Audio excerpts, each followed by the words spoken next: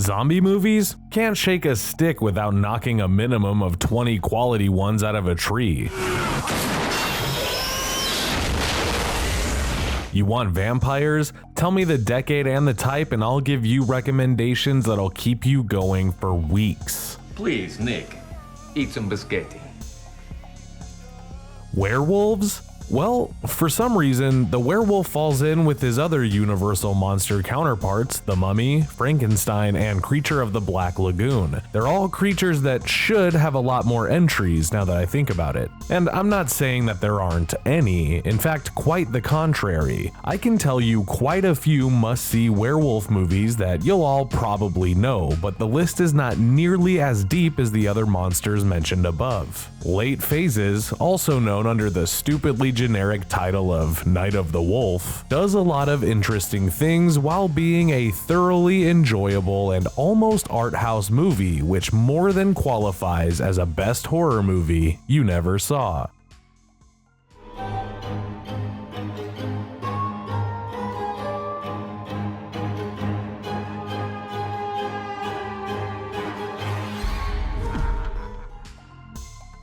This all started when my oldest son, the 13-year-old, asked the question that needed to be asked. What are some of the best werewolf movies, and can I see them? The second part of that question is irrelevant to our discussion today, but the other one is damn important. I thought of all the usual suspects, and then when I looked up a few options, I came across Late Phases, something that I remember watching and enjoying, but that had also fallen through the cracks to the point that I swore it came out in 2017, not 2014. Mailbox on your right. I took a chance and rewatched it and remembered exactly why I liked it and why I want to recommend it to watchers of this particular show. I can't find its budget or box office numbers, but it's not an overly expensive movie, and it appears the only theatrical action it saw was at South by Southwest Film Festival. It came out the following year on digital and disc formats, but I don't have sales numbers there either. It absolutely screams best movie you never saw because there just is not a lot of records of people actually seeing it. Director Adrian Garcia Bogliano enjoyed the script that he read from Eric Stoltz and had built up a reputation with his segment of the ABCs of Death, as well as Here Comes the Devil from 2012. While he has slowed down a bit since this movie's release, he continues to work in film and TV today. Eric Stoltz has far less to his name, but also most recently wrote surprise 2020 hit The Stylist. The talent assembled in front of the camera is far more recognizable. Well, except one who is a name you will know, but I literally didn't recognize him until I looked it up.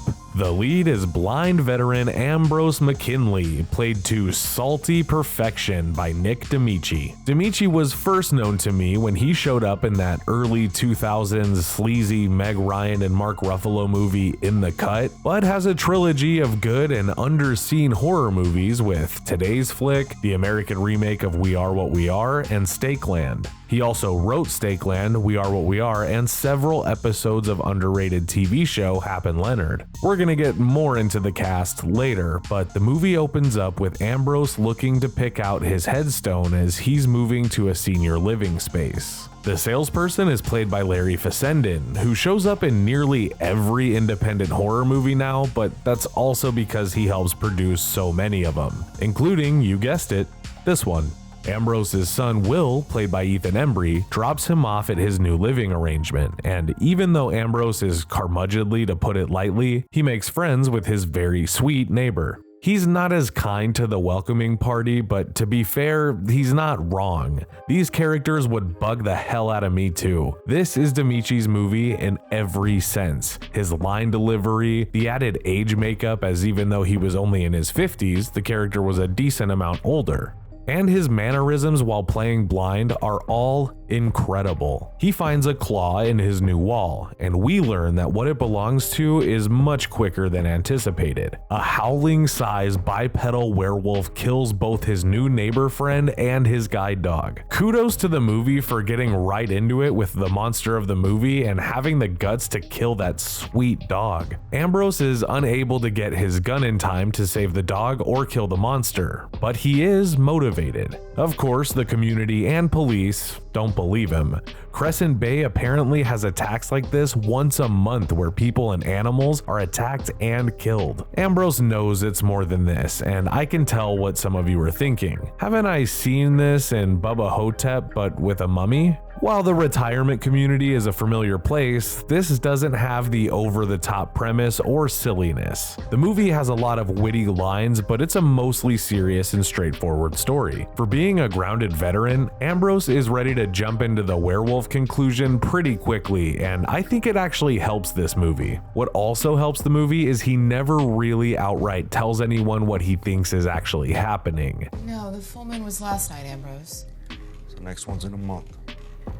His next course of action is to find out who in the community is the creature. He goes to where his favorite women are, and it's probably the right time to mention that one of them is Ginger from Gilligan's Island, one of them is a horror mainstay from Amityville 2, The Dark Half, and The Stuff, and the last one was in He Knows You're Alone and Wolfen. Intentional or not, it's fun to have these names show up in mostly thankless roles. Ambrose doesn't think it's one of the older ladies in the community, so he heads to the church services after the recommendation from the local police. On the bus, we get an awesome red herring when Tom Noonan shows up as the father of the church. I say red herring because it almost seems like a rule that when Tom Noonan shows up, he's the bad guy. The movie lets you feel that way for a while, but eventually dispels, and it's a fun diversion. The other guy who shows up on the bus is who I mentioned earlier. I would have never recognized him, but it's Lance Guest from Halloween 2, Jaws the Revenge, and The Last Starfighter. The cast here is such a fun and enjoyable collection of actors that put their all into the characters, even if they are mostly one-dimensional. Ambrose goes to a guy for ammo, and while he's eliminated the father as a suspect, he asks if anyone else is asked for silver bullets. It's a great way to find out who may have been the wolf without telling the ammo maker that he's hunting werewolves. There's even a cool exchange where he asks the guy what silver bullets make him think of, and he says the Lone Ranger. We cut to someone who did indeed ask for silver bullets, and it's Lance Guest's character of the driver and helper at the church. He knows that Ambrose is onto him and that Ambrose may be hard to deal with one-on-one. After a really nice emotional exchange between Ambrose and his son, something that will pay off a little down the line, Griffin decides to make a mini army of wolves to help him. The really messed up part and a cool addition to the movie is that he bites these victims in his human form. It's really disturbing.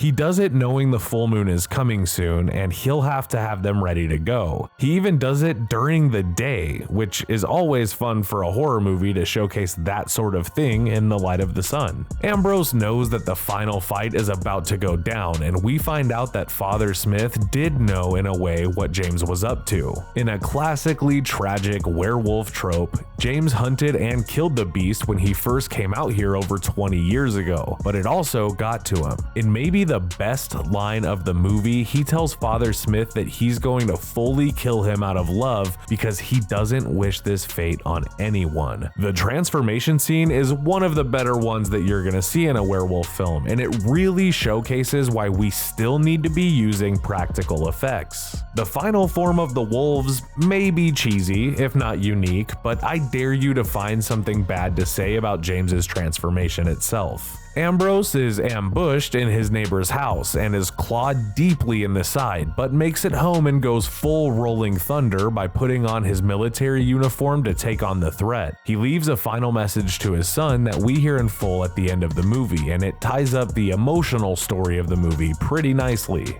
Ambrose may not be able to see, but he uses his other senses and training to get the jump on his attackers. He takes almost as much as he gives, but is able to brutally dispatch the entire team of lycanthropes in convincing fashion. Knowing he isn't gonna make it, he lays down in his rocker and peacefully goes out before his son finds him.